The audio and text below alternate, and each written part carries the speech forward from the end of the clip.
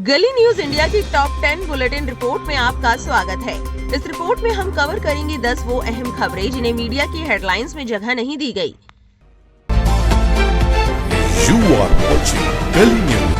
आज के शो में खास तौर से हम बात करेंगे इस्लाम और मुसलमानों से जुड़ी खबरों की और आयुष मलिक उर्फ मोहम्मद अली पर मीडिया के नैरेटिव का तिलिस्म को आयुष ने अपने जवाबों से कैसे तोड़ा, इस शो में समझेंगे। चलिए पहली खबर की तरफ बढ़ते हैं।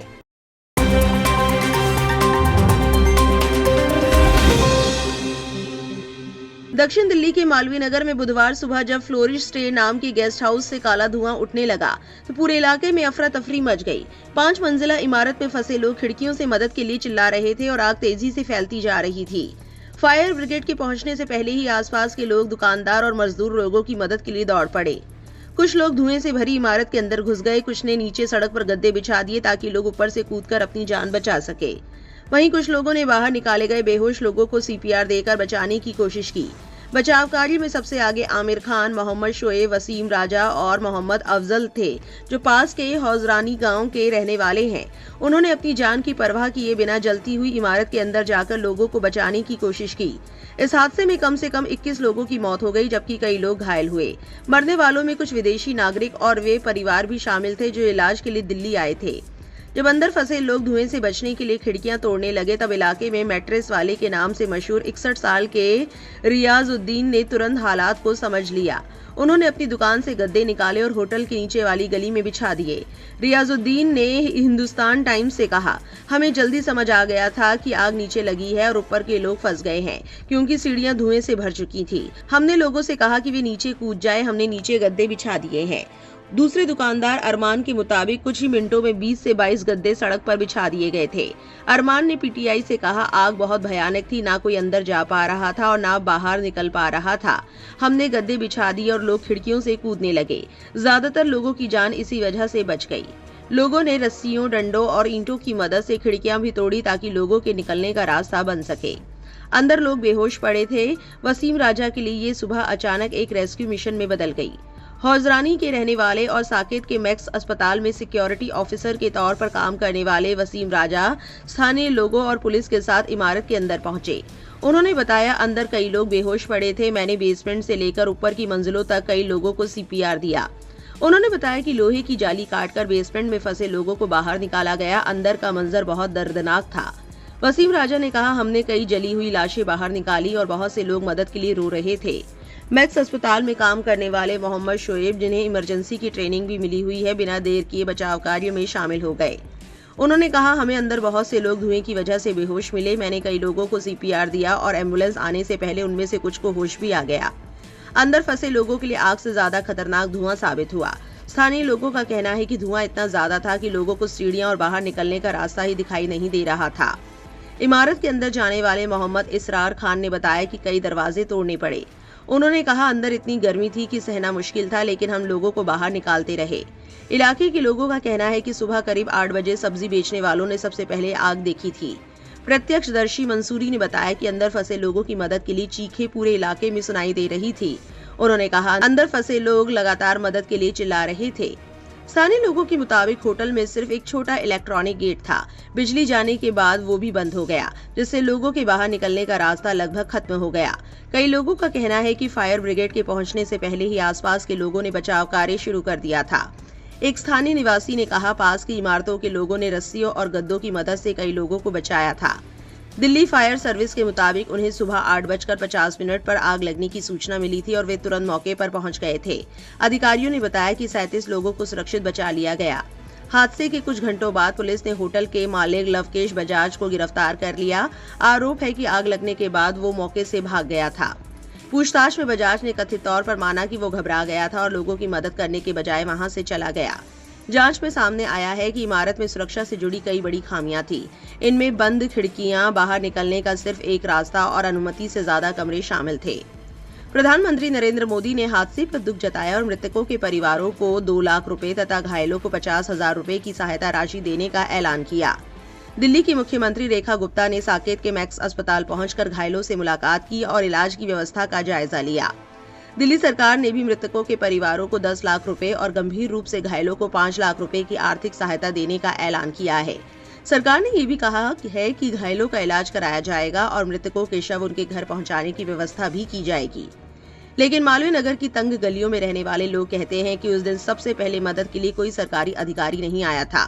सबसे पहले मदद के लिए वे पड़ोसी आए थे जो दूसरों की जान बचाने के लिए धुएं और आग के बीच दौड़ पड़े थे। इस घटना के बाद सोशल मीडिया पर कई लोग कह रहे हैं कि मुसलमानों के खिलाफ अक्सर नफरत फैलाई जाती है, उन्हें बदनाम किया जाता है और गलत नजर से देखा जाता है। लेकिन मालवीय नगर आग की घटना में यही मुस्लिम युवक अपनी जान जोखिम में डालकर लोगों की मदद करते और उन्हें बचाते नजर आए। लोग सवाल पूछ रहे हैं कि जब मुसलमानों से जुड़ी बुरी खबरों को खूब दिखाया जाता है तो फिर ऐसे अच्छे कामों को मीडिया में उतनी जगह क्यों नहीं मिलती। लोगों का कहना है कि इन युवाओं ने बिना किसी का धर्म देखे इंसानियत का फर्ज निभाया है और उनके इस साहस की भी खुलकर चर्चा होनी चाहिए। सुप्रिया श्रीनेत ने एक्स पर लिखा, जो रोज हिंदू और मुसलमान के नाम पर जहर घोलते हैं, नफरत फैलाते हैं, ये उनके लिए हैं। कल जब दिल्ली में आग लगी तो इन लोगों ने अपनी जान की बाजी लगाकर बहुत सारे लोगों को बचाया। अरमान, शोएब, सलाउद्दीन, इसरार, वसीम रजा, मुस्तकीम, मोहम्मद वकार, मोहम्मद अफजल, मोहम्मद अनीस, रियाजुद्दीन।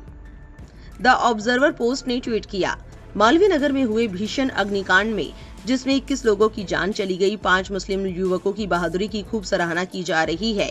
सोशल मीडिया पर साझा की गई जानकारी के अनुसार अफजल, मोहम्मद शाहरुख, मोहम्मद अनीश, मोहम्मद आमिर और वसीम ने अपनी जान जोखिम में डालकर आग से घिरे भवन में प्रवेश किया और अंदर फंसे लोगों को बाहर निकालने में मदद की।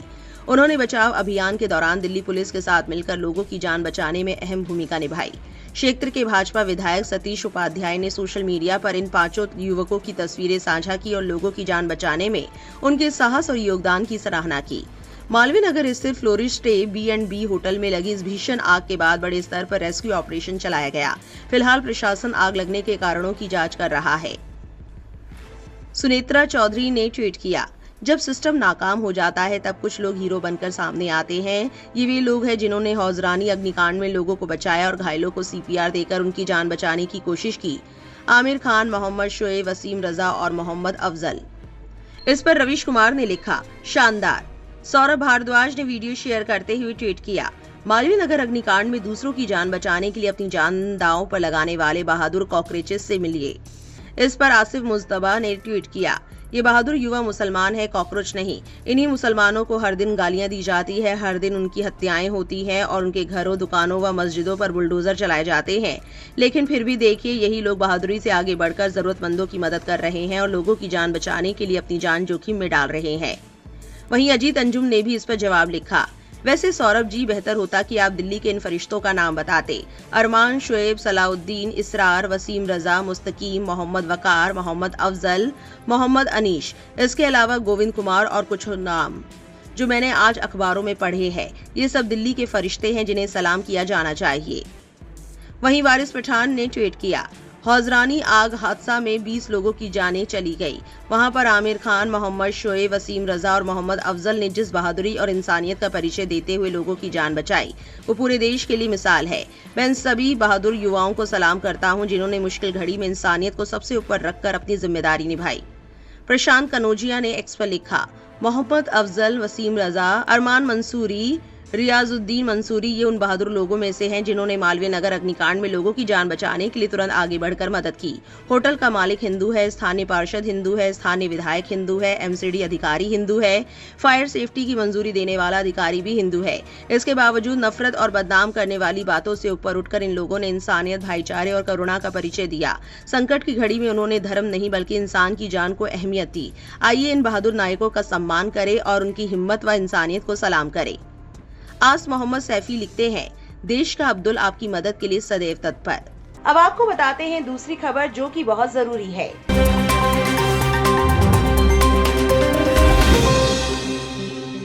सोशल मीडिया पर शुरू हुई कॉकरोच जनता पार्टी अब पहली बार सड़क पर उतरकर प्रदर्शन करने जा रही है। पार्टी ने 6 जून को दिल्ली के जंतर मंतर पर शिक्षा व्यवस्था और पेपर लीक जैसे मुद्दों को लेकर विरोध प्रदर्शन का ऐलान किया है। CJP के नेताओं का कहना है कि वे दिल्ली पुलिस से अनुमति मांगेंगे, लेकिन अगर इजाजत नहीं मिली तो भी शांतिपूर्ण प्रदर्शन करेंगे। पार्टी के संस्थापक अभिजीत डिपके अमेरिका से भारत लौट रहे हैं। उनका कहना है कि नीट और दूसरे एग्जाम में पेपर लीक, छात्रों की आत्महत्याओं और लाखों युवाओं की मेहनत बर्बाद होने की जिम्मेदारी लेते हुए शिक्षा मंत्री धर्मेंद्र प्रधान को इस्तीफा देना चाहिए। CJP के प्रवक्ताओं का कहना है कि उनका आंदोलन पूरी तरह शांतिपूर्ण होगा और वे किसी तरह की हिंसा के पक्ष में नहीं हैं। हालांकि सोशल मीडिया पर कुछ ऐसे वीडियो वायरल हुए हैं जिनमें लोगों को डंडे और पेपर स्प्रे रखने की बात कही जा रही है, लेकिन पार्टी ने खुद को इससे अलग बताया है। पार्टी का कहना है कि जब तक उनकी मांगें पूरी नहीं होती उनका आंदोलन जारी रहेगा।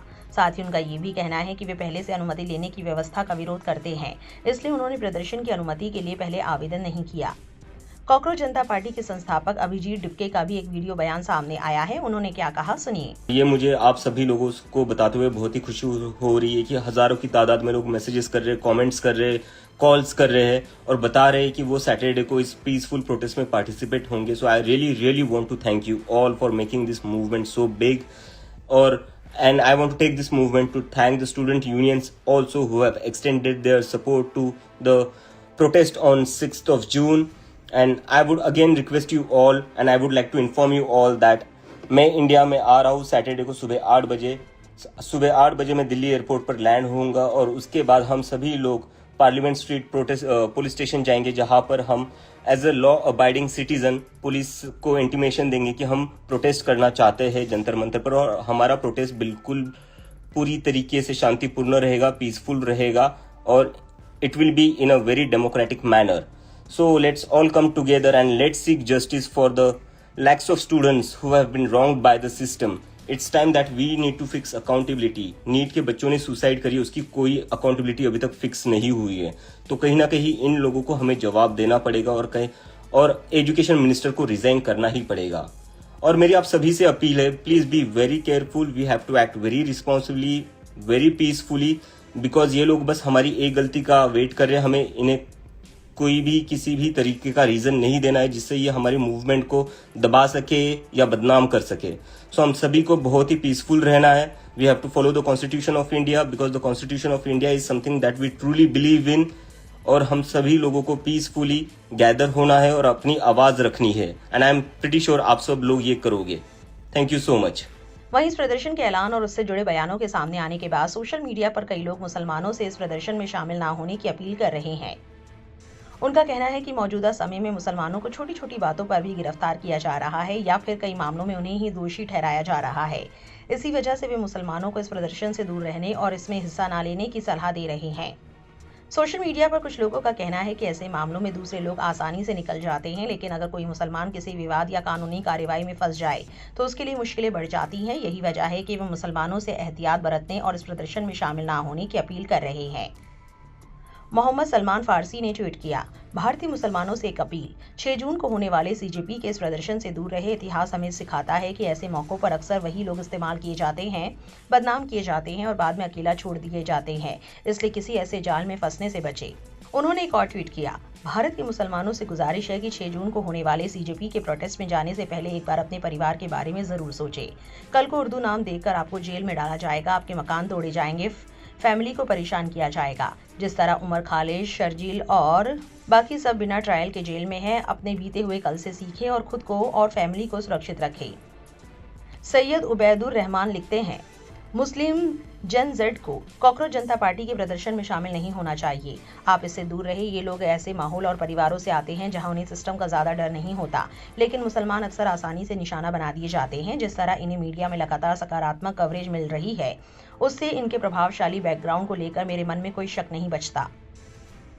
करिश्मा अजीज ने एक्स पर लिखा, कुछ लोगों द्वारा विरोध प्रदर्शन में शामिल होने की अपील की जा रही है. भारतीय मुस्लिम जनजेड से अपील है कि ऐसे किसी भी प्रदर्शन में शामिल होने से पहले गंभीरता से सोचें. प्रिय भारतीय मुस्लिम जनजेड, कुछ लोग आपको सड़कों पर उतरने और विरोध प्रदर्शन में शामिल होने के लिए उकसा रहे हैं. मेरी आपसे अपील है कि इसमें शामिल मत होइए. एयरपोर्ट या प्रदर्शन स्थल के आसपास भी मत जाइए. वहां मौजूद होने की भी गलती मत कीजिए. कम से कम 10 किलोमीटर की दूरी बनाए रखिए. याद रखिए, ऐसे आंदोलनों में अक्सर युवाओं को मोहरे की तरह इस्तेमाल किया जाता है. उनकी तस्वीरें खींची जाती है, सुर्खियां बनाई जाती हैं और फिर वही युवा कानूनी मामलों, जेल तथा अपने शिक्षा और करियर के नुकसान का सामना करते रह जाते हैं.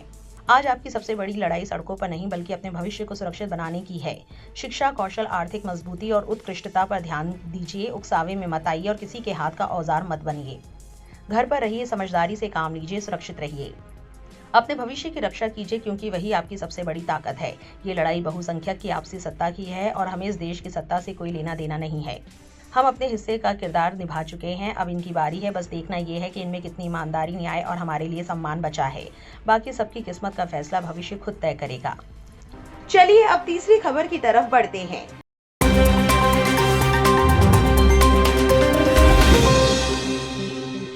कॉकरोच जनता पार्टी यानी सीजेपी का भारत में शुरू हुआ ये अनोखा विरोध प्रदर्शन अब तुर्की, कतर और दुनिया के दूसरे देशों तक चर्चा का विषय बन गया है। खास बात यह है कि विदेशी मीडिया इसे सिर्फ एक प्रदर्शन नहीं बल्कि भारत के युवाओं के गुस्से, परीक्षा व्यवस्था पर उठ रहे सवालों और रोजगार को लेकर बढ़ती बेचैनी से जोड़कर देख रहा है। तुर्की के अंतर्राष्ट्रीय मीडिया संस्थान टीआरटी वर्ल्ड ने अपनी रिपोर्ट में लिखा कि कॉकरोच जनता पार्टी के संस्थापक अभिजीत डिपके अमेरिका से भारत लौटे, जबकि उन्हें खुद इस बात का अंदेशा था कि भारत पहुंचने पर उनके खिलाफ कार्रवाई हो सकती है। टीआरटी वर्ल्ड के मुताबिक डिपके ने भारत लौटने से पहले कहा था कि वो परिणामों से डरने वाले नहीं हैं और संविधान पर भरोसा रखते हुए देश वापस आ रहे हैं। रिपोर्ट में बताया गया कि कॉकरोच जनता पार्टी की शुरुआत एक व्यंग्यात्मक सोशल मीडिया अभियान के तौर पर हुई थी, लेकिन देखते ही देखते इसने लाखों युवाओं का ध्यान अपनी तरफ खींच लिया। टीआरटी वर्ल्ड ने लिखा कि यह आंदोलन उस समय शुरू हुआ जब भारत के मुख्य न्यायाधीश की एक टिप्पणी को लेकर सोशल मीडिया पर विवाद खड़ा हुआ और उसके बाद युवाओं ने उसी संदर्भ को व्यंग्य में बदलकर एक ऑनलाइन राजनीतिक मुहिम शुरू कर दी। तुर्की मीडिया ने यह भी लिखा कि पार्टी की मुख्य मांग शिक्षा मंत्री धर्मेंद्र प्रधान का इस्तीफा है। सीजेपी का आरोप है कि विभिन्न प्रतियोगी परीक्षाओं में गड़बड़ियां, पेपर लीक और परीक्षा प्रबंधन की विफलताओं को लेकर जवाबदेही तय होनी चाहिए। रिपोर्ट में यह भी बताया गया कि पार्टी ने अपने समर्थकों से एयरपोर्ट पर भीड़ लगाने के बजाय शांतिपूर्ण और कानूनी तरीके से प्रदर्शन में शामिल होने की अपील की थी। वहीं कतर के मीडिया संस्थान अल जजीरा ने इस पूरे आंदोलन को जमीनी स्तर से कवर किया।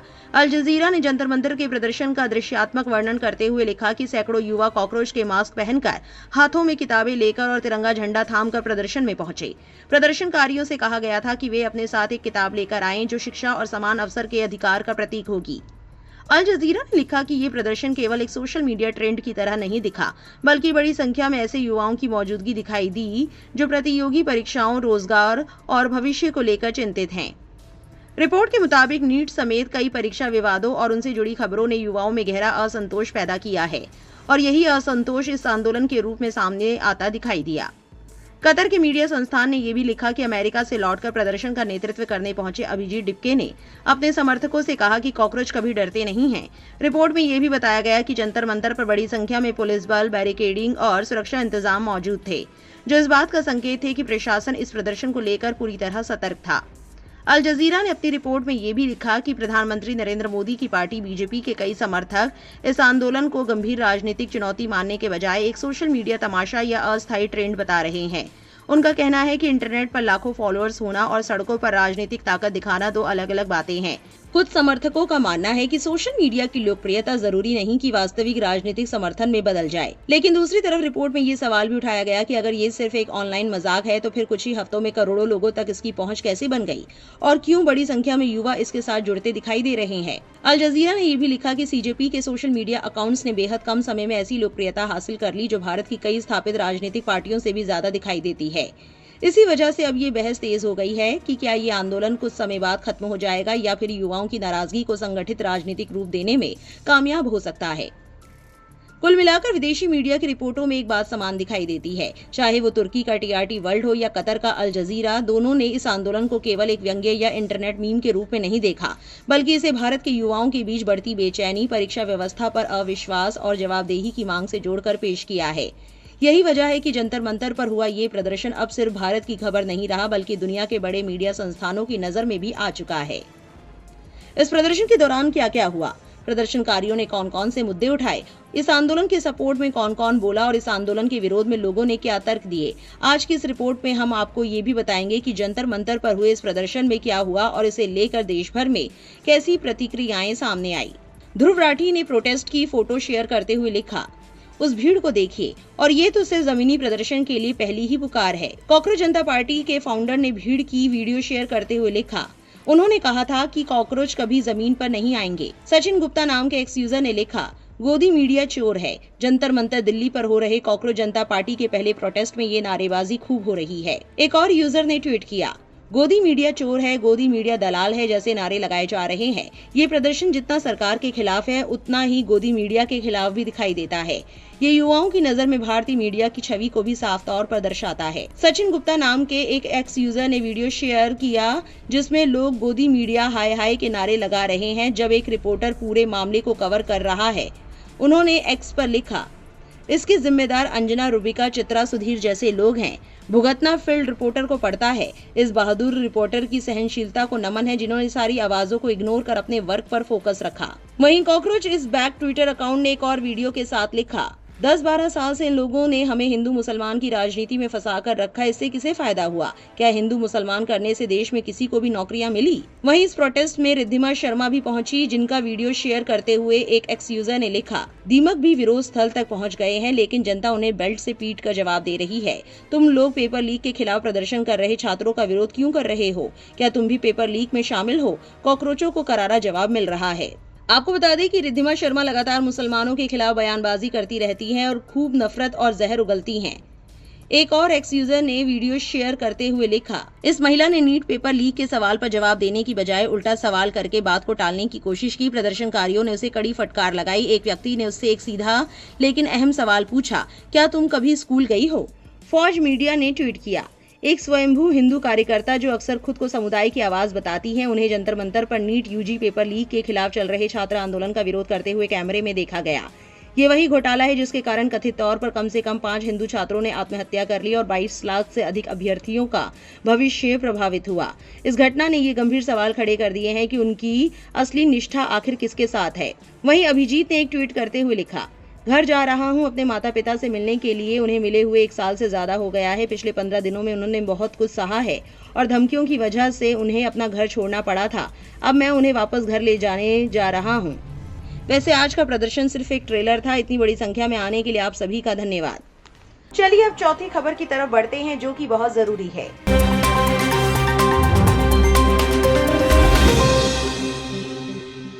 मशहूर शिक्षक खान सर एक बार फिर सुर्खियों में हैं। टीवी एंकर अंजना ओम कश्यप और टीवी टुडे नेटवर्क ने खान सर, अभिनय मैथ्स, बबीता त्यागी समेत 8 लोगों के खिलाफ दिल्ली हाई कोर्ट में मुकदमा दायर किया है।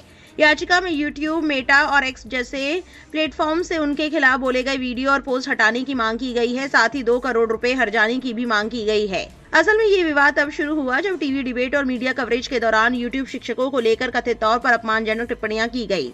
इसके जवाब में खान सर ने खुलकर कहा कि देश भर के शिक्षक मेहनत से लाखों छात्रों को पढ़ा रहे हैं और उनका सम्मान होना चाहिए। खान सर के बयान को छात्रों और सोशल मीडिया पर बड़े स्तर पर समर्थन मिला, जहां लोगों ने इसे शिक्षकों की आवाज बताया। विवाद के बाद सोशल मीडिया पर खान सर और मुख्यधारा मीडिया के बीच बहस तेज हो गई। कई लोगों का मानना है कि खान सर ने सिर्फ शिक्षकों के सम्मान और छात्रों के हित की बात उठाई थी, लेकिन उसी को लेकर अब कानूनी कार्रवाई की जा रही है। इधर पटना में हुए गोलीकांड मामले में भी खान सर का नाम सामने आने के बाद उन्होंने शनिवार को पटना सिविल कोर्ट में सरेंडर किया। उनके वकीलों का कहना है कि खान सर जांच में पूरा सहयोग कर रहे हैं।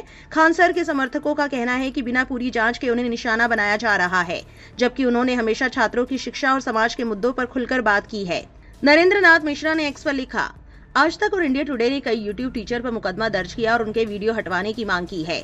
मतलब ये किसी को 2 कौड़ी का कह सकते हैं, किसी को डायन कह सकते हैं, किसी को पाकिस्तानी बुला सकते हैं, अपने हिसाब से कुछ भी कह सकते हैं, लेकिन इनसे कोई सवाल ना करे, कोई जवाब तक ना दे। ऐसे तो एक तरफा डेमोक्रेसी और फ्रीडम ऑफ एक्सप्रेशन तो नहीं चलेगा ना। अभिनय मैथ्स ने एक्स पर लिखा, अंजना ने हमारे विरुद्ध मानहानि का दावा दायर किया है, 2 करोड़ का हर्जाना। ये उनका वैधानिक अधिकार है और हम उसका सम्मान करते हैं। उसी प्रकार हमें भी अपने पक्ष, अपनी प्रतिष्ठा और अपने अधिकारों की रक्षा का पूरा अधिकार है। हमारे पास भी तथ्य है, प्रश्न है और प्रतिदावे हैं जिन्हें हम रखेंगे। सत्य और तथ्य अंततः वही तय होंगे, सोशल मीडिया की अदालत में नहीं। सूरज कुमार बुध ने ट्वीट किया, अंजना ओम कश्यप एवं आज तक ने 8 शिक्षकों के खिलाफ मानहानि का मुकदमा दर्ज किया है और इसके एवज में करोड़ों रुपए के हर्जाने की मांग की है। वाह जी वाह। सवाल ये है कि क्या इन लोगों ने पत्रकारिता की मान रखी है? जब कोई मान ही नहीं है तो किस बात की मानहानि। एक और एक्स यूजर ने लिखा, अंजना ओम कश्यप ने नेशनल टीवी पर छोटे शहरों के लाखों बच्चों को पढ़ाने वाले शिक्षकों को 2 कौड़ी का कहा। जब उन शिक्षकों ने जवाब दिया तो इंडिया टुडे ने कथित तौर पर 2 करोड़ रुपए का मानहानि केस और वीडियो हटाने की मांग कर दी। तो क्या अपमान करना पत्रकारिता है, लेकिन जवाब देना मानहानि? लगता है अभिव्यक्ति की आजादी सिर्फ तब तक है जब तक कोई पलटकर बोल ना दे। चलिए अब 5वीं ट्रेंडिंग न्यूज की तरफ बढ़ते हैं, जो कि बहुत अहम है।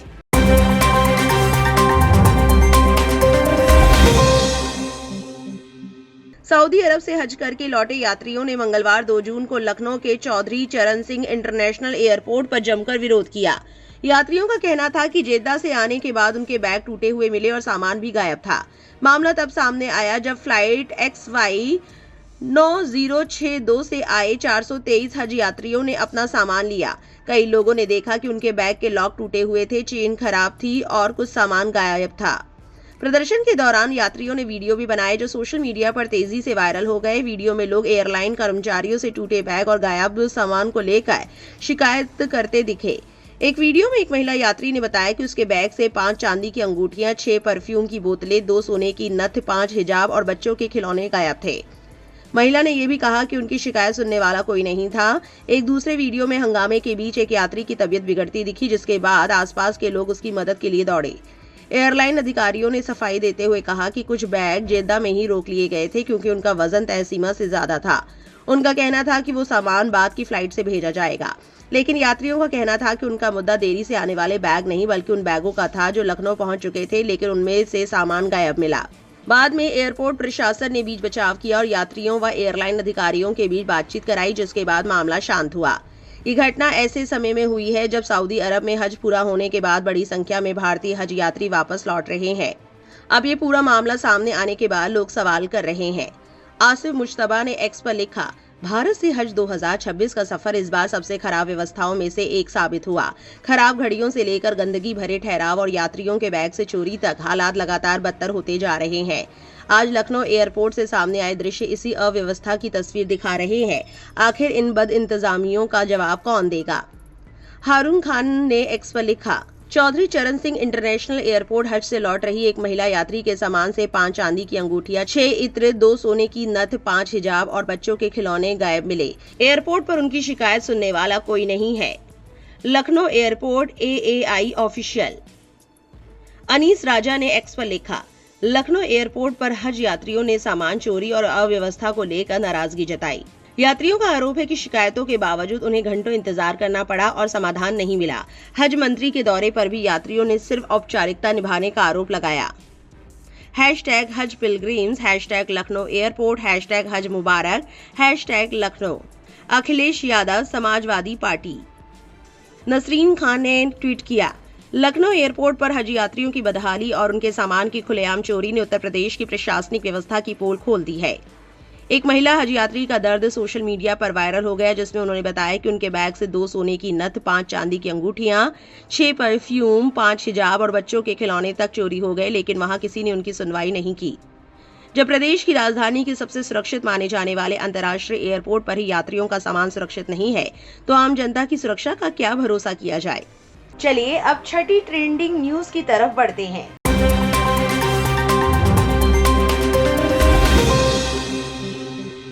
उत्तर प्रदेश के शामली जिले में एक व्यक्ति का गैर कानूनी तरीके से धर्म परिवर्तन कराने के आरोप में पुलिस ने एक महिला और उसके पिता को गिरफ्तार किया। पुलिस के एक वरिष्ठ अधिकारी ने रविवार को ये जानकारी दी।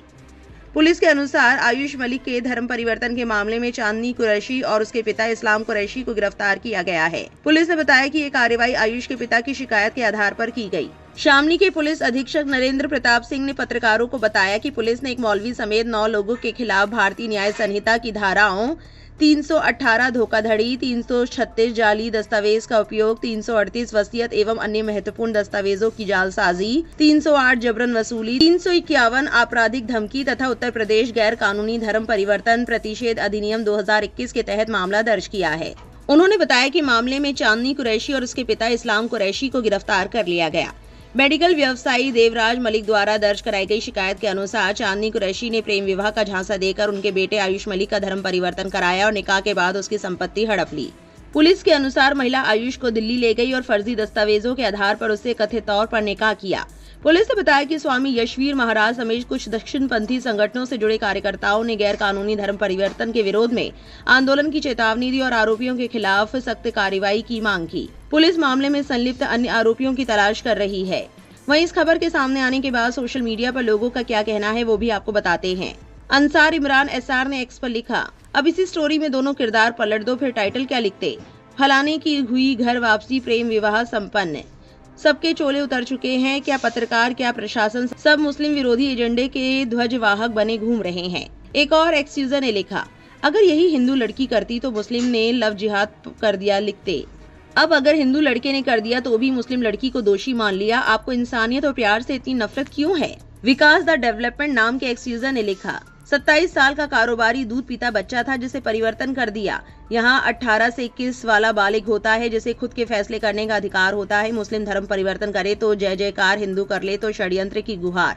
नदीम नाम के एक्स यूजर ने लिखा, प्यार के जाल में फंसाया क्यों दूध पीता बच्चा है और उसने पहले पढ़ा होगा, सच्चाई जानी होगी, सच के साथ आया होगा, फिर बाकी तुम लोगों को कुछ नहीं हो सकता। सोच वही रहेगी जैसे तुम हो, वैसे शुरू हुआ था। 600 सालों में नहीं बदले, ताकत मिली है, अच्छे काम करते, खुद का कुछ बनाते शहर, लेकिन नहीं पुरानी आदत। असलम मंसूरी लिखते हैं, पूरा शहर जानता है 30-40 साल से आयुष के परिवार को सबसे बड़ी मेडिकल एजेंसी है शामली जिले में इनकी, और बिरादरी से जाट है। अपनी समझ से खुद इस्लाम कबूला था, कई साल हो गए, अब दिक्कत लोगों को हुई। समझदार, पैसे और पावर से मजबूत है, कोई इन्हें फोर्स कैसे कर सकता है, अक्ल है सबको। AIM के मोहम्मद मुबशीर ने ट्वीट किया, यहाँ दिक्कत क्या है, आयुष मलिक बालिग लगता है, उसने इस्लाम कबूल किया, अगर वो और उसकी पत्नी मजहबी हो गए तो इसमें परेशानी क्या है। UPpolice.gov.in उनकी निजी जिंदगी में क्यों दिलचस्पी ले रही है, पुलिस को इस मामले में शामिल करने की असली वजह क्या है। अब आप आयुष को सुनिए, आयुष ने क्या कहा। मुसलमान बन गया सर, जब आप मुसलमान बन गए तो वापसी का जाएगा। वापसी की बात है कि भाई हिंदू बन जाओ आदमी, तो आप मुसलमान बने ही नहीं थे, मुसलमान बन जाओ। तो आपके पिता ने FIR क्यों दर्ज कराई? पता नहीं उन्होंने किस तरह का प्रेशर उनके ऊपर रहा, लोगों का रहा, माहौल का रहा, परिवार का रहा, कम्युनिटीज़ का रहा, तो उन्होंने FIR दर्ज कराई। मेरा एक परिवार जहाँ पैदा हुआ साथ में है, वो सोशल प्रेशर में है। एक परिवार मेरा जिससे मेरा निकाह हुआ, उन पर सब पे FIR दर्ज है, जेल में आज। ये सही बात थोड़ा है सर। तो आप नमाज अदा करते हैं? नमाज अल्हम्दुलिल्लाह फर्ज है, नमाज मुझे पढ़नी। कुछ भी आपको मन लगे ना लगे, नमाज पढ़नी है। कुछ भी बात है, कहीं जा रहे हैं, कुछ कर रहे हैं, नमाज आपको पढ़नी है, नमाज पढ़ आपको पढ़नी पड़ेगी। तो क्या टर्निंग पॉइंट रहा आपका इस्लाम धर्म कबूल करने में, और हिंदू धर्म और इस्लाम धर्म में आप क्या मानते हैं?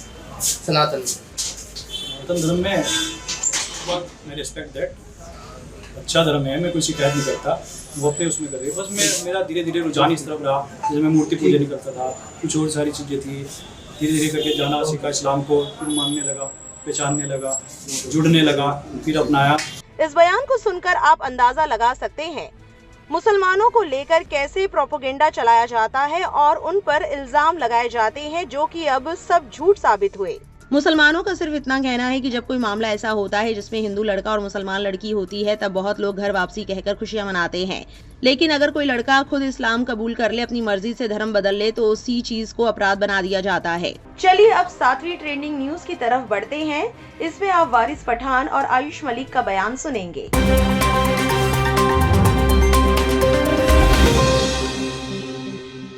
4 साल पहले मुस्लिम रीति रिवाज के हिसाब से मस्जिद के पास में जगह थी, वहाँ पे निकाह हुआ है। निकाह वही मुस्लिम रीति रिवाज के हिसाब से। तो जो चांदनी के घर वाले हैं उनसे भी आपकी कभी बातचीत हुई, मिलना हुआ, किस तरीके से वो लोग बिहेव करते हैं?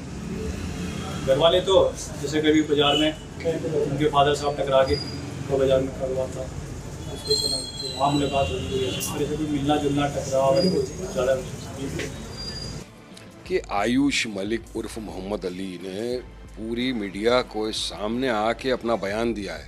उसने साफ तौर से कहा है कि मुझे किसी ने फोर्स नहीं किया, मैं अपनी मर्ज़ी से मुसलमान बना हूँ, मैं अपनी मर्ज़ी से नमाज़ पढ़ रहा हूँ, मैंने हुजूर मोहम्मद मुस्तफ़ा सल्लल्लाहु अलैहि वसल्लम की सुन्नत को मानते हुए दाढ़ी भी रखी है, कोई फोर्स नहीं किया। फिर भी उनकी बीवी को, उनके ससुरे को अरेस्ट कर लिया गया और वो चिल्ला चिल्ला के बोल रहे हैं कि अल्हम्दुलिल्लाह आई एम अ मुस्लिम, अल्हम्दुलिल्लाह आई एम अ मुस्लिम, खुद बोल रहा है वो। तो किस तरह से आप उसके ऊपर जबरन ये डाल सकते हो कि नहीं तुमको जबरन धर्मांतरण किया गया? वो खुद बोल रहा है, सर्व खुशी से, विदाउट थ्रेट, सब पूरी मीडिया के सामने बोल रहा है। और इतना ही नहीं, एक चौंकाने वाली बात ये आ रही है कि अभी मैं देख रहा था एक चैनल पे शामली के SP इंटरव्यू दे रहे, वो बता रहे कि हो सकता है अभी भी ये डॉक्टर इसरार अहमद, पाकिस्तान के एक इस्लामिक स्कॉलर है, उनके साथ टच में होगा। जबकि मेरी जानकारी के मुताबिक जो चल रहा है सोशल मीडिया पे, पता चला कि डॉक्टर इसरार अहमद का 2010 में ही इंतकाल हो चुका है। अब बताइए किस तरह से आप मुसलमानों को बदनाम करने के लिए इस तरह का षड्यंत्र रच रहे हैं। तो ये सिर्फ और सिर्फ एक ये प्रोपेगेंडा है मुसलमानों को बदनाम करने के लिए, जबरन धर्मांतरण किया जा रहा है। भाई खुद बोल रहा है, खुद आदमी बोल रहा है, उसकी बात तो मानेंगे कि किसकी बात तुम मानेंगे? अगर बीजेपी को नफरत फैलाना है तो बस उनको एक मुद्दा मिल गया, उसको बढ़ा रहे, लेकिन उसका स्टेटमेंट देखिए पूरी जनता के सामने। अब हम 8वीं ट्रेंडिंग न्यूज की तरफ बढ़ते हैं।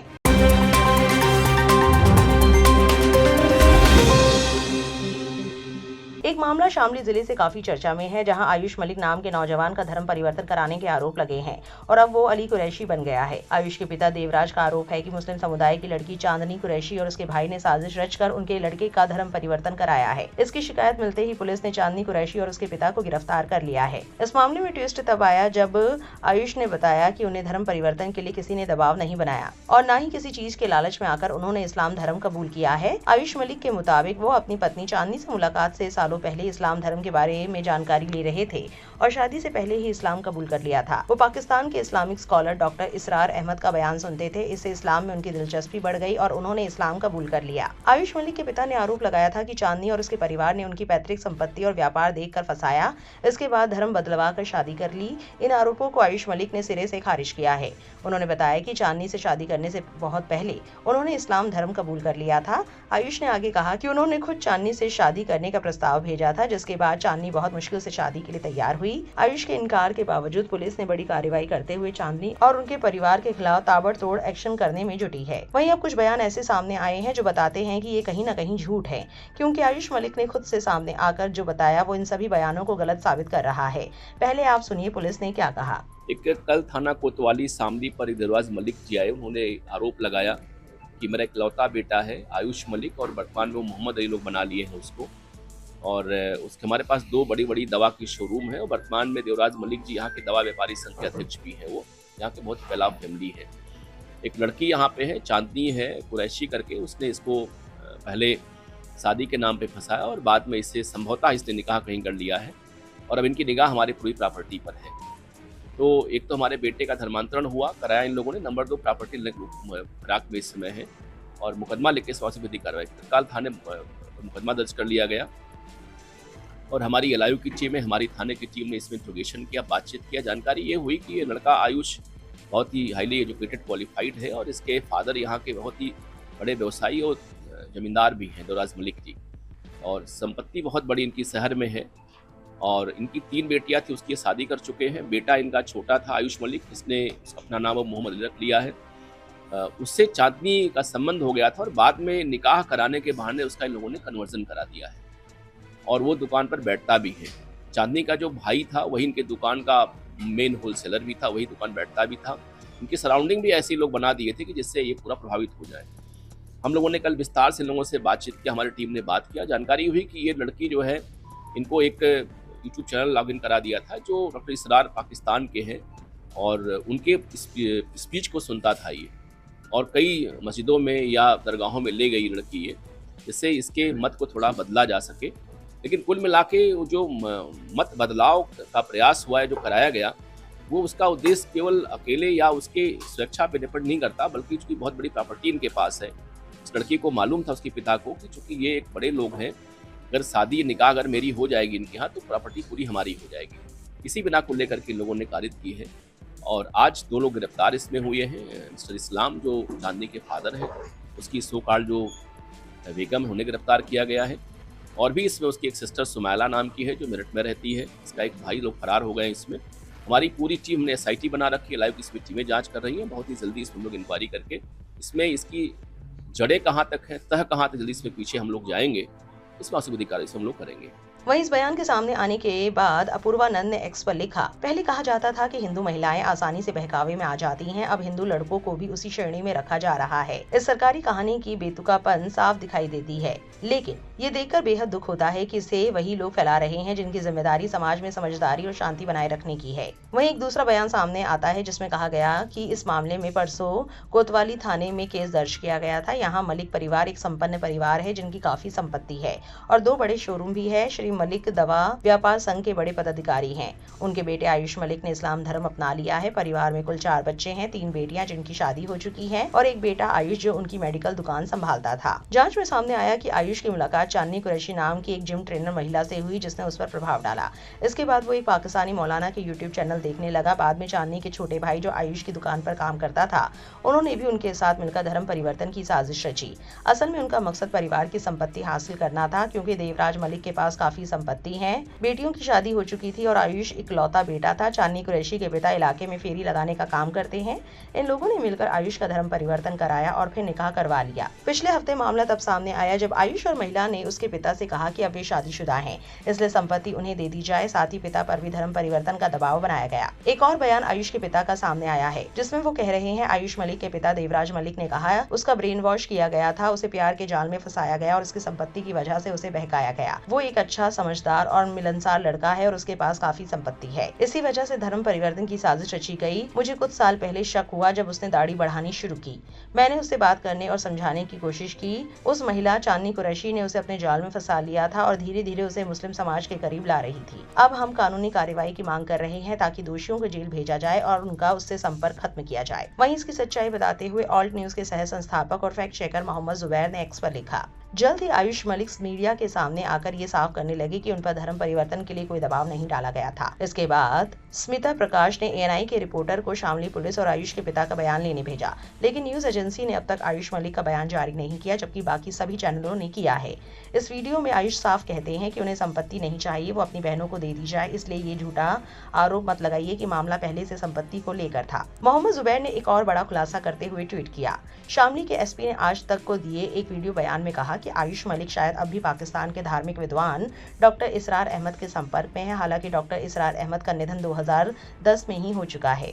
मोहम्मद जुबैर ने एक और झूठे दावे का बड़ा खुलासा किया। वो ट्वीट करते हैं, ये दावा किया जा रहा था कि लड़की ने संपत्ति के लालच में आयुष मलिक का जबरन धर्म परिवर्तन कराया, लेकिन इस वीडियो में आयुष मलिक कह रहे हैं कि उन्हें संपत्ति में कोई हिस्सा नहीं चाहिए। उन्होंने अपने पिता से कहा कि सारी संपत्ति उनकी मां और बहनों के नाम कर दी जाए। वहीं इस पर AIM के मोहम्मद मुबाशिर ने एक्स पर लिखा, अगर ऐसा मामला है तो किसी वकील को उसकी डीड ऑफ रिलिंक्विशमेंट बनवाने में मदद करनी चाहिए। अल्लाह उसे इससे बेहतर रोजी देगा इंशाअल्लाह। मेरी कन्वर्जन के समय भी मैंने इसी तरह कोर्ट में सेटलमेंट किया था। आयुष मलिक का एक बयान न्यूज 18 पर सामने आया, जिसमें उन्होंने कहा कि वे मौलाना इसरार अहमद की वीडियो देखकर प्रभावित हुए थे। उन्होंने साफ कहा कि उन पर किसी तरह का कोई दबाव नहीं था और उन्होंने अपनी मर्जी से इस्लाम कबूल किया। आयुष मलिक ने ये भी बताया कि उन्होंने 2008 में ही सूरह फातिहा और कुल हु वल्लाहु अहद पढ़ना सीख लिया था। उन्होंने कहा कि उनके घर वालों को भी इस बारे में पता था और जो लोग उन्हें पहले से जानते थे वो उनके इस सफर को जानते हैं। उन्होंने जबरन धर्म परिवर्तन के आरोपों को पूरी तरह गलत बताया। उन्होंने ये भी कहा कि उनकी मां इस फैसले से खुश थी। जब उन्होंने न्यूज 18 को ये बातें बताई तो उस पर मोहम्मद जुबैर ने ट्वीट करते हुए लिखा, हेलो आर शिवशंकर, आपकी बात को आयुष मलिक ने आपके ही न्यूज चैनल पर गलत साबित कर दिया। एक तरफा सरकारी प्रोपेगेंडा चलाना बंद कीजिए। सरकास्टिक ने एक्स पर लिखा, रिपोर्टर ने आयुष मलिक से पूछा तो क्या आप फिर से हिंदू धर्म अपनाएंगे? आयुष ने जवाब दिया, अगर आप मुसलमान बन गए तो फिर हिंदू नहीं हो सकते, और अगर आप वापस लौट गए तो इसका मतलब है कि आप कभी सच्चे मुसलमान थे ही नहीं। उन्होंने एक और ट्वीट किया, उन्होंने सालों तक इस्लाम और मुसलमानों के खिलाफ नफरत और प्रोपेगेंडा फैलाया। लोगों को ये समझाने की कोशिश की कि इस्लाम बुरा है और मुसलमान गलत हैं, लेकिन इतना सब करने के बाद भी वे लोगों को इस्लाम अपनाने से नहीं रोक पा रहे।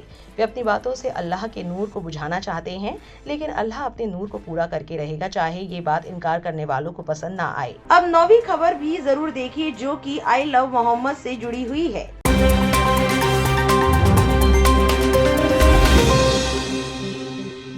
संभल पुलिस ने तोड़ी गई मस्जिद से आई लव मोहम्मद लिखे पोस्टर मिलने के बाद 8 मुसलमानों के खिलाफ मामला दर्ज किया। संभल में एक तोड़ी हुई मस्जिद से आई लव मोहम्मद लिखे पोस्टर मिलने के बाद उत्तर प्रदेश पुलिस के FIR दर्ज करने के फैसले ने धार्मिक आजादी, संवैधानिक अधिकारों और मुसलमानों की धार्मिक अभिव्यक्ति से जुड़े मामलों में आपराधिक कानून के बढ़ते इस्तेमाल पर नई बहस छेड़ दी है। ये FIR तब दर्ज की गई जब अधिकारियों ने शनिवार को संभल जिले के कसेरुआ गाँव में मुस्तफा कादरी मस्जिद को ये कहते हुए गिरा दिया कि ये ढांचा कब्रिस्तान के लिए तय जमीन पर अवैध रूप से बनाया गया था। पुलिस के अनुसार अधिकारी गिराने की कार्रवाई से पहले इमारत के अंदर गए और उन्हें आई लव मोहम्मद लिखे 49 पोस्टर और साथ ही चांद तारे के निशान वाला एक हरा झंडा मिला। बताया जाता है कि पोस्टर इमारत की ऊपरी मंजिल पर बने एक चबूतरे पर रखे गद्दे के नीचे मिले थे। मस्जिद के मुतवल्ली और कमेटी के सदस्यों समेत 8 लोगों पर भारतीय न्याय संहिता की धारा 353 क्लॉज 2 के तहत मामला दर्ज किया गया है। ये धारा ऐसे बयानों या प्रकाशनों से संबंधित है जो अलग अलग समूहों के बीच नफरत, दुश्मनी या बुरी भावना को बढ़ावा दे सकते हैं।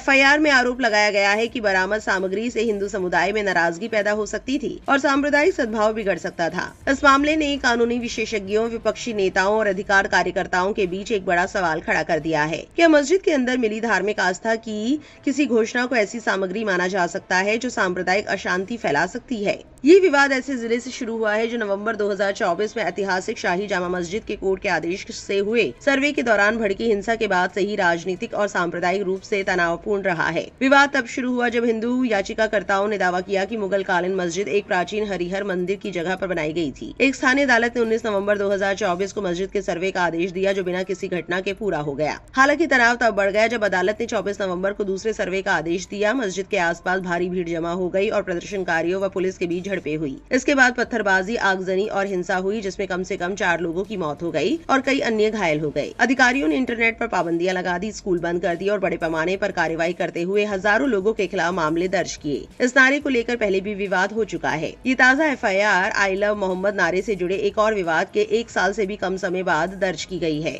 वो विवाद पहले राज्य और बाद में पूरे देश में फैल गया था। सितंबर 2025 में ईद ए मिलाद उन नबी के जश्न के दौरान ये नारा देश भर में विवाद का केंद्र बन गया था। ये विवाद यूपी के कानपुर में ईद ए मिलाद उन नबी से ठीक पहले शुरू हुआ जब लोगों ने 4 सितंबर 2025 को सैयद नगर इलाके में लगाए गए आई लव मोहम्मद लिखे रोशन बैनर पर आपत्ति जताई। जो विवाद स्थानीय स्तर पर शुरू हुआ था वो जल्द ही एक बड़े विवाद में बदल गया। मुस्लिम संगठनों और धर्मगुरुओं का कहना था कि ये नारा पैगंबर मोहम्मद के प्रति प्यार और सम्मान जाहिर करने का एक तरीका है और धर्म को मानने और उसका पालन करने के संवैधानिक अधिकार के तहत सुरक्षित है। जब पुलिस ने कई जिलों में बैनर हटाए और मामले दर्ज किए तो विरोध प्रदर्शन यूपी के अलग अलग हिस्सों और बाद में दूसरे राज्यों में भी फैल गए। सबसे बड़ा टकराव 26 सितंबर 2025 को बरेली में हुआ जब इस अभियान के समर्थन में आयोजित एक विरोध प्रदर्शन हिंसक हो गया। पुलिस और प्रदर्शनकारियों के बीच झड़प हुई जिसमें लोग घायल हुए, गिरफ्तारियां हुई और बड़े पैमाने पर कार्रवाई की गई। Association for protection of civil rights की रिपोर्ट के अनुसार इस अभियान के सिलसिले में पूरे भारत में कम से कम 22 FIR दर्ज की गई है जिनमें 2500 से ज्यादा लोगों को नामजद किया गया है। इस माहौल में संभल में दर्ज FIR ने नागरिक अधिकार समूहों के बीच ये चिंता फिर से बढ़ा दी है कि मुस्लिम धार्मिक पहचान जाहिर करने पर पुलिस की कार्रवाई और जांच पड़ताल बढ़ती जा रही है। समाजवादी पार्टी के सांसद जिया उर रहमान बर्क ने तोड़फोड़ और आपराधिक मामले दोनों की कड़ी आलोचना की है। बर्क ने सवाल किया कि पैगंबर मोहम्मद के प्रति प्यार जाहिर करने वाले पोस्टर रखने से किस कानून का उल्लंघन हुआ है। उन्होंने कहा कि अगर कोई व्यक्ति अपनी आस्था के तहत ऐसे पोस्टर रखता है तो किस कानूनी प्रावधान के तहत उस पर आपराधिक मामला दर्ज किया जा सकता है। अगर अपने पैगंबर के प्रति स्नेह जाहिर करना ही मुकदमे का आधार बन जाए तो धार्मिक आजादी की संवैधानिक गारंटी का क्या मतलब रह जाएगा। बर्क ने ये भी कहा कि क्या प्रशासन की जिम्मेदारी डर मुक्त समाज बनाना है या धार्मिक पहचान जाहिर करने को लेकर डर का माहौल बनाना है। उन्होंने तोड़फोड़ की कार्रवाई को और चुनौती देते हुए कहा कि ये ढांचा वक्फ बोर्ड के पास रजिस्टर्ड था और वक्फ संपत्तियों व धार्मिक संस्थानों से जुड़े मामलों का फैसला उचित प्रक्रिया और सही सुनवाई के बिना स्थानीय स्तर पर नहीं किया जाना चाहिए। कांग्रेस ने भी FIR पर सवाल उठाए। उत्तर प्रदेश कांग्रेस कमेटी के संगठन महासचिव अनिल यादव ने पूछा कि आस्था की इजहार को आपराधिक अपराध कैसे माना जा सकता है। उन्होंने कहा अगर संविधान नागरिकों को जय श्री राम कहने की आजादी देता है तो क्या ये आई लव मोहम्मद कहने की आजादी की भी उतनी ही गारंटी नहीं देता। यादव ने ये भी आरोप लगाया कि राज्य में प्रशासनिक कार्रवाई में दलितों, पिछड़ी जातियों और मुसलमानों को ज्यादा निशाना बनाया जा रहा है। उन्होंने तर्क दिया कि संभल की घटनाओं से संवैधानिक सुरक्षा के समान और निष्पक्ष इस्तेमाल पर गंभीर सवाल उठते हैं। मानवाधिकार कार्यकर्ता और वकील दीपक बुंदेले ने लेखक को बताया कि FIR से गंभीर संवैधानिक चिंताएं पैदा होती हैं। बुंदेले के अनुसार भारत एक धर्मनिरपेक्ष देश है और पैगंबर मोहम्मद के प्रति प्यार जाहिर करने को अकेले आपराधिक कृत्य नहीं माना जा सकता। उन्होंने तर्क दिया कि भारतीय संविधान का अनुच्छेद 25 धर्म की आजादी की गारंटी देता है और लोगों को अपनी आस्था को मानने और उसका पालन करने के अधिकार की सुरक्षा करता है। बुंदेले ने तोड़फोड़ की कार्रवाई के दौरान मिले हरे झंडे को लेकर हुए विवाद पर भी असहमति जताई। उन्होंने तर्क दिया कि चांद और तारे वाले झंडे आमतौर पर इस्लामी धार्मिक स्थलों पर इस्तेमाल किए जाते हैं और उन्हें अपने आप पाकिस्तान के राष्ट्रीय झंडे जैसा नहीं माना जाना चाहिए। उन्होंने इस बात पर जोर दिया कि FIR में कहा गया है कि झंडा सिर्फ पाकिस्तान के झंडे जैसा दिखता था। उनके अनुसार पाकिस्तान के राष्ट्रीय झंडे और मस्जिदों, दरगाहों और धार्मिक सभाओं में मुसलमानों द्वारा इस्तेमाल किए जाने वाले धार्मिक झंडों में काफी अंतर है। अतिरिक्त पुलिस अधीक्षक कुलदीप सिंह ने कहा कि उस ढांचे से आपत्तिजनक सामग्री मिली है और पुलिस जांच चल रही है। हालांकि जब FIR और जांच की स्थिति के बारे में और जानकारी के लिए उनसे संपर्क किया गया तो सिंह ने और जानकारी देने से इनकार कर दिया। कानूनी विशेषज्ञ वर्तिका मणि ने इस मामले को धार्मिक अभिव्यक्ति के खिलाफ BNS की धारा 353 क्लॉज 2 के हथियार के तौर पर इस्तेमाल किए जाने का एक और उदाहरण बताया। मणि के अनुसार ये मुद्दा पोस्टरों के विवाद से कहीं आगे का है और संविधान के अनुच्छेद 25 के तहत मुस्लिम नागरिकों के अपनी आस्था का पालन करने के अधिकार के साथ किए जा रहे व्यवहार के बारे में बड़े सवाल खड़े करता है। उन्होंने कहा कि मस्जिद परिसर में पोस्टरों पर आस्था की एक साधारण घोषणा जो असल में अपने पैगंबर से प्यार करता हूं कहने के बराबर है को अपराध की श्रेणी में डालना बहुत चिंताजनक है। मणि ने कहा कि विवाद सिर्फ पोस्टरों के बारे में नहीं है बल्कि किसी खास धर्म से जुड़ी अभिव्यक्ति को ही अपराध की श्रेणी में डालने की संभावना के बारे में भी है। उन्होंने इस मामले के न्यायिक जांच में टिके रहने पर भी संदेह जताया। इसी मामले को लेकर प्रोफेसर अपूर्वानंद ने लिखा, यूपी और भारत में आई लव मोहम्मद लिखना अपराध बन गया है, जबकि सरकार का दावा है कि भारत एक ऐसा देश है जहां अल्पसंख्यक शांति से रहते हैं। इस शो की आखिरी खबर भी आयुष मलिक और मीडिया से जुड़ी हुई है। चलिए देखिए ये खबर।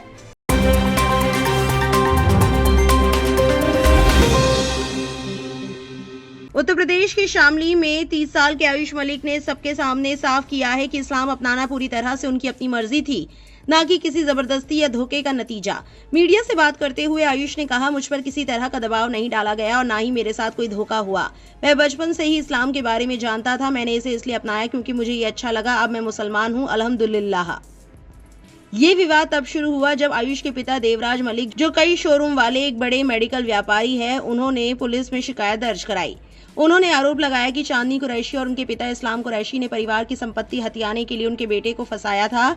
जिम ट्रेनर के तौर पर काम करने वाले चांदनी और आयुष के बीच रिश्ता बना और बाद में उन्होंने शादी कर ली। शामली पुलिस द्वारा गिरफ्तार किए जाने के बाद चांदनी और उनके पिता दोनों अभी न्यायिक हिरासत में हैं। शामली के पुलिस अधीक्षक एनपी सिंह ने बताया कि देवराज मलिक एक स्थापित व्यवसायी है जिनकी 3 बेटियां और 1 बेटा है। परिवार का कहना है कि सबसे छोटा बेटा आयुष अब उनसे दूर हो गया है। वो लंबी दाढ़ी रखता है, इस्लामिक टोपी और कुर्ता पैजामा पहनता है और परिवार से बहुत कम संपर्क रखता है। पुलिस ने बताया कि आयुष की दिलचस्पी दिवंगत पाकिस्तानी विद्वान डॉक्टर इसरार अहमद की शिक्षाओं में थी। कुरान की व्याख्या करने वाले उनके वीडियो ने दक्षिण एशिया में कई लोगों को प्रभावित किया था। आयुष ने अचानक कट्टरपंथी बनने या संपत्ति के लालच जैसे दावों को पूरी तरह से खारिज कर दिया। उन्होंने बताया कि इस्लाम की ओर उनका झुकाव धीरे धीरे हुआ, जिसमें कई सालों की पढ़ाई और सोच विचार शामिल था। उन्होंने कहा, ऐसा नहीं है कि एक दिन अचानक मुझे कोई ज्ञान मिल गया। किसी ने भी मुझे डॉक्टर इसरार को फॉलो करने के लिए मजबूर नहीं किया। मुझे उनकी वीडियो पसंद है, इसलिए मैं उन्हें देखता हूँ। उन्होंने आगे बताया कि उन्होंने फरवरी में ही अपने परिवार को धर्म परिवर्तन और निकाह के बारे में बता दिया था और साफ तौर पर कहा था कि उन्हें अपने पिता की संपत्ति में कोई दिलचस्पी नहीं है। उन्होंने सुझाव दिया कि इसे उनकी मां और बहनों में बांट दिया जाए। अनबन के बावजूद आयुष ने दोनों परिवारों के प्रति अपना प्यार जताया। वे अभी भी मेरा परिवार हैं और मैं दोनों पक्षों से प्यार करता हूं। मैं एक के साथ रहने के लिए दूसरे को नहीं छोड़ सकता। उन्होंने ये भी आरोप लगाया कि हो सकता है कि उनके पिता दक्षिणपंथी गुटों के दबाव में हो। ये मामला भारत में व्यक्तिगत आस्था, परिवार की उम्मीदों और अलग अलग धर्मों के लोगों के बीच रिश्तों के जटिल मेल को उजागर करता है। चलिए अब हम आयुष मलिक उर्फ मोहम्मद अली के वायरल जवाबों का जिक्र करते हैं। पत्रकार, क्या लड़की की वजह से इस्लाम अपनाया? आयुष, मैंने पैगंबर मोहम्मद साहब की वजह से इस्लाम अपनाया। मैं उनसे इंस्पायर हूँ, लड़की से नहीं। लड़की अगर चली भी गई तो लड़की के साथ है, मेरे साथ मेरा इस्लाम है। रिपोर्टर, मुसलमान बहुत गरीब है और गंदी जगहों पर रहते हैं। आयुष, तो फिर लोग मुस्लिम देशों में क्यों जा रहे हैं? रिपोर्टर निरुत्तर हो गया। रिपोर्टर, अगर आपके माता पिता आपको बेदखल कर देते हैं तो आप क्या करेंगे? आयुष मलिक, जो मेरे हिस्से में लिखा है वो मुझे मिलकर रहेगा और जो मेरे हिस्से में नहीं है उसे कोई मुझे दे नहीं सकता। अल्हम्दुलिल्लाह, शरीर है, मेहनत करके खा लेंगे। जितना रिज्क मेरे नसीब में लिखा है वो मुझे मिलकर रहेगा। एक और यूजर ने लिखा, मेरे एक हाथ में सूरज और दूसरे में चांद रख दो। मैं इस्लाम को नहीं छोड़ सकता। मुझे इस्लाम से मोहब्बत है और हमेशा रहेगी।